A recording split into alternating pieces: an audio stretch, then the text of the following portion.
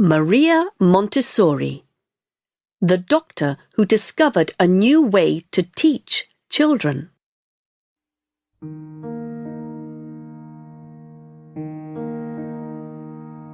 I was the first woman to get a medical degree in Italy. I helped children with mental problems to learn. I then created a special method to teach all children. Many schools around the world still use my method. When I was a little girl, my mother always told me, "Be kind to others." Every day, she asked me to make clothes for poor people. We lived in Chiaravalle in Italy, and a lot of poor families lived near our home. Fortunately, my parents had enough money to send me to school. My father had traditional ideas about women. He wanted me to get married and stay at home. So he didn't want me to continue my education after primary school. But my mother was very different, and she encouraged me to study. In 1883, I started at secondary school, and after that, I went to a technical college. I did well in maths and physics, but later I became very interested in biology. I decided to become a doctor. It wasn't an easy decision to make. Only men studied for medical degrees at that time. Would a medical school accept me? In 1890, I began a course in science at the University of Rome. I did very well in this degree, and at last the university's medical school accepted me.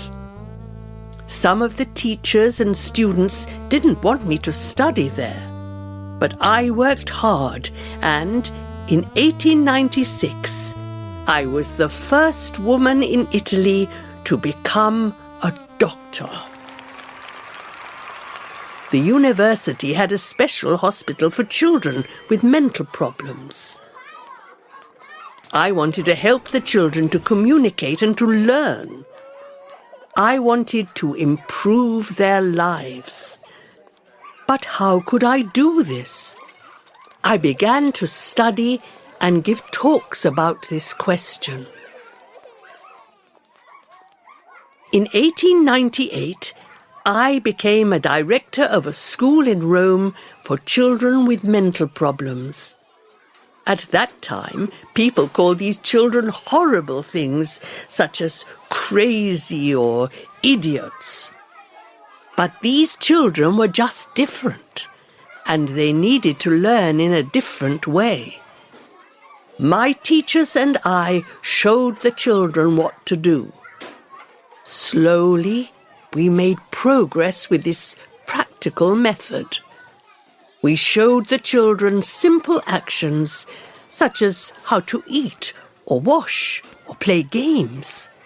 The children copied these actions, and then we repeated them again and again.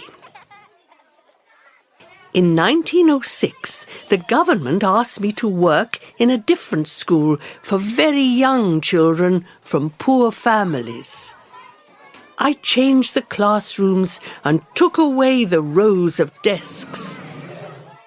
We used small tables and encouraged the children to play. We created educational toys that the children could touch and feel. They learned by playing.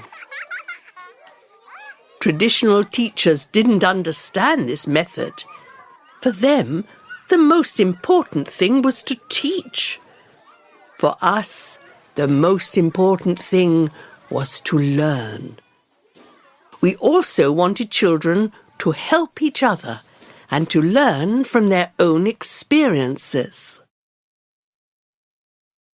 Soon people in other countries wanted to know about my teaching method. Montessori schools were opened in many countries.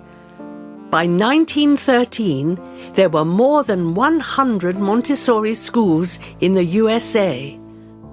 Alexander Graham Bell, the inventor of the telephone, believed in my method and became the leader of the American Montessori Society.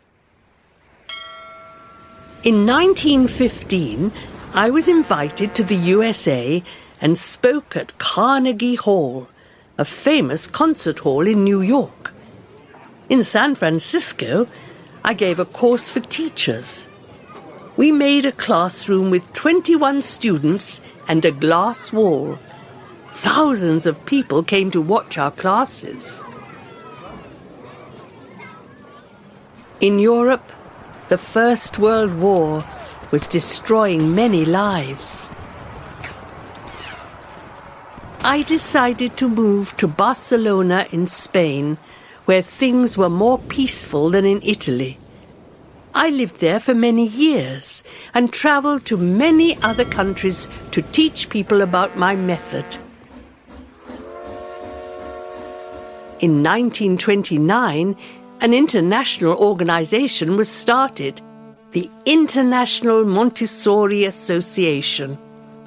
The organization encouraged parents and teachers to use the Montessori method. In 1936, the Spanish Civil War started, and I decided to move to Amsterdam in the Netherlands. There were more than 200 Montessori schools in the Netherlands at that time. I continued to create new educational materials and give talks. I wanted people to use education for peace. In 1939, I was invited to India to give talks and train teachers.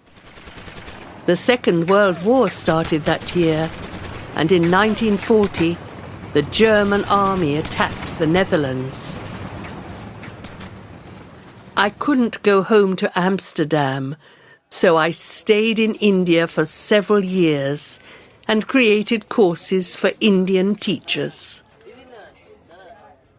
For the rest of my life, I continued to train teachers and improve my method. I was given many honours for my work, such as the French Legion of Honour.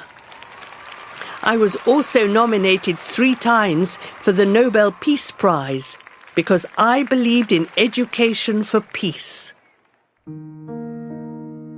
I believed that education could improve people's lives. When I looked back at my long life, I was happy that my Montessori schools were able to do this.